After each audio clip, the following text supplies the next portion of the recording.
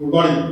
നമ്മളിന്ന് സംസാരിക്കാൻ പോകുന്നത് പ്ലേസ്മെന്റിനെ കുറിച്ചാണ്. യഥാർത്ഥത്തിൽ പറഞ്ഞാൽ ബിടെക് പ്ലേസ്മെന്റ് എഞ്ചിനീയറിംഗ് കോളേജിലേക്ക് കടക്കുന്ന ഏതൊരു കുട്ടിയുടെയും വലിയൊരു ആവശ്യകത തന്നെയാണ്, അല്ലെങ്കിൽ അവരുടെ ആദ്യത്തെ ചിന്ത തന്നെയാണ് എങ്ങനെ എനിക്ക് പ്ലേസ്ഡ് ആകാം ഒരു ജോബിന്റെ.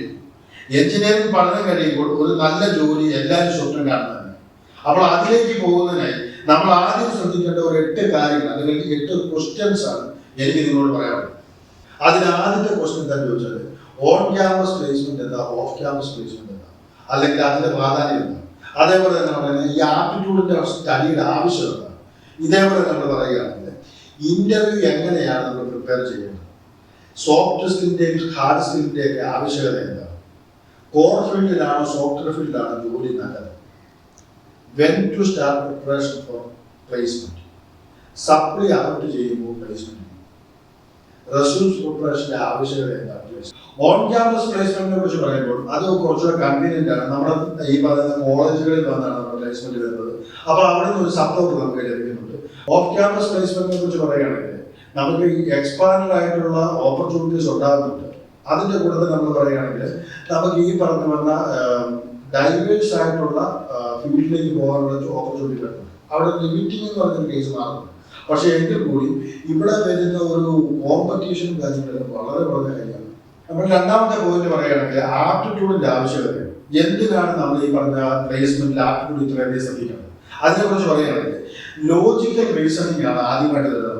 അതിന്റെ കൂടെ ഈ ലോജിക്കൽ റീസണിംഗ് എന്ന് പറയുമ്പോൾ നമുക്ക് കോമൺ സെൻസ് എന്ന് വേണം പറയാം. അതിന് വേറെ തരത്തിൽ പറഞ്ഞാൽ നമ്മൾ ശരിക്കും ഈ പറഞ്ഞു വന്ന എന്തുമാത്രം കൃത്യമായിട്ട് എല്ലാത്തിനും ലോജിക്കലായിട്ട് മനസ്സിലാക്കിയെടുക്കും. ഇതേപോലെ നമ്മൾ പറയുന്നത് ക്വാണ്ടിറ്റേറ്റീവ് എബിലിറ്റി. അതിന് ഇത് മാത്തമാറ്റിക്കലായിട്ട് എല്ലാ സബ്ജക്റ്റും കാണുക അല്ലെങ്കിൽ എല്ലാത്തിനും കാണുക എന്ന് പറയുന്ന പോലെയാണ്. അതേപോലെ തന്നെ വെർബൽ സ്കിൽ, കമ്മ്യൂണിക്കേഷൻ സ്കില്ലാണ് മെയിനായിട്ട് ഉദ്ദേശിക്കുന്നത്.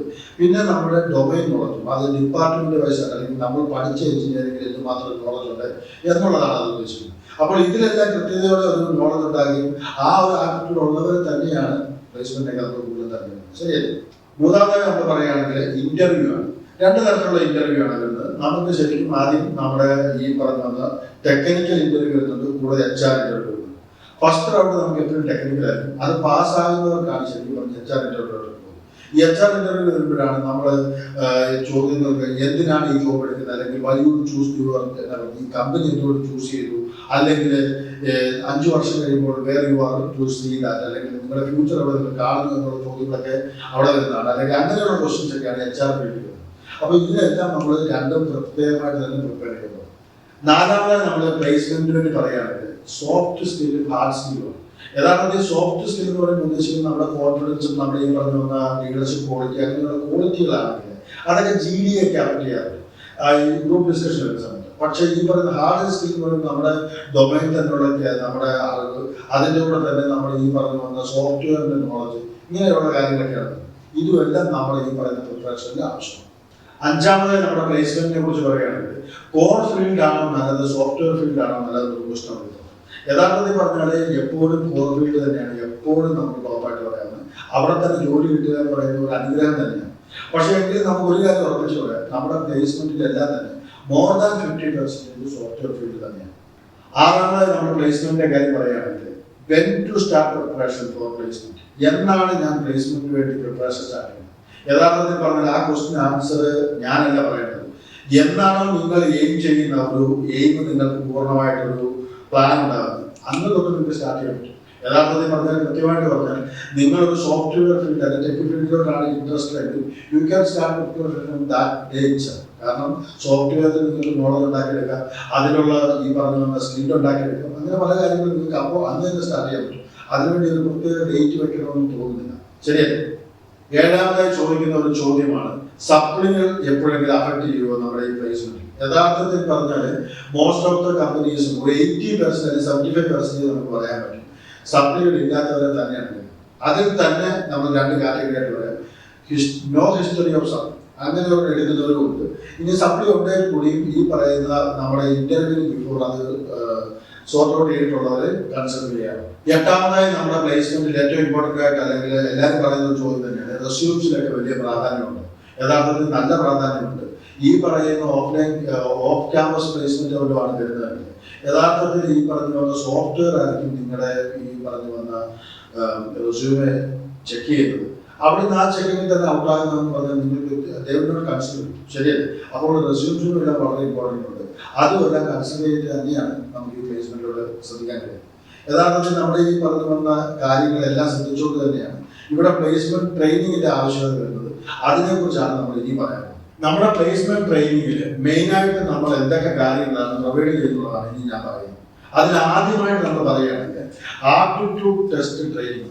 അതിന്റെ കൂടെ വരുന്നത് ആപ്റ്റിറ്റ്യൂഡിന്റെ കാര്യങ്ങളെല്ലാം തന്നെ നമ്മൾ ആദ്യം സംസാരിച്ച 4 പോയിന്റുകൾ പറഞ്ഞു, അതെല്ലാം തന്നെ അതിന്റെ കൂടെ പ്രൊവൈഡ് ചെയ്യുന്നുണ്ട്.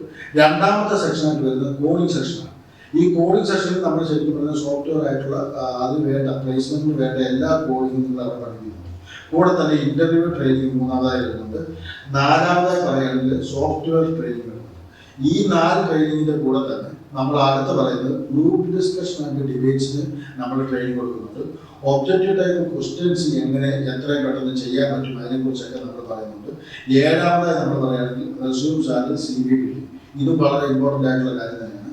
എന്നാൽ ലാസ്റ്റ് ബട്ട് നോട്ട് ലീസ്റ്റ് ഞാൻ ഏറ്റവും ഇമ്പോർട്ടൻ്റ് ആയിട്ട് പറയുന്നത് മോക്ക് പ്ലേസ്മെന്റ് ഡ്രൈവ്സ്. അത് ഇതിൻ്റെ ഏറ്റവും ഇമ്പോർട്ടൻ്റ് ആയിട്ടുള്ള കാര്യം തന്നെയാണ്. ഈ പറയുന്ന പ്ലേസ്മെന്റ് ട്രെയിനിങ്ങിൽ നമ്മൾ ഏറ്റവും അധികം ഇമ്പോർട്ടൻ്റ് ആയി കാണുന്ന ഒരു കാര്യമാണ് മോക്ക് പ്ലേസ്മെന്റ് ഡ്രൈവ്സ്. ഈ മോക്ക് പ്ലേസ്മെന്റ് ഡ്രൈവ്സും കൂടെ തന്നെ ഒരു കാര്യം പറയട്ടെ, ഈ എൻ്റയർ സെക്ഷനിൽ നമ്മുടെ ഇൻഡിവിജ്വൽ ആയിട്ടുള്ള കെയർ നിങ്ങൾക്ക് പ്രതീക്ഷിക്കണം നമ്മുടെ ഈ പറയുന്ന പ്ലേസ്മെന്റ്. ഓക്കെ, എനിവേ ഈ പറയുന്ന പ്ലേസ്മെന്റ് ട്രെയിനിലേക്ക് എല്ലാവർക്കും സ്വാഗതം. ഈ കോഴ്സ് ശരിക്കും പറഞ്ഞാൽ 9999 നമ്മൾ എമൗണ്ട് വെച്ചിട്ടുണ്ട്. അതിൽ നിന്ന് നമ്മളത് ഈ പറഞ്ഞ ആദ്യത്തെ കുറച്ചു പേർക്ക് മാത്രം 3999 നമുക്ക് മേടിക്കാൻ സാധിക്കും.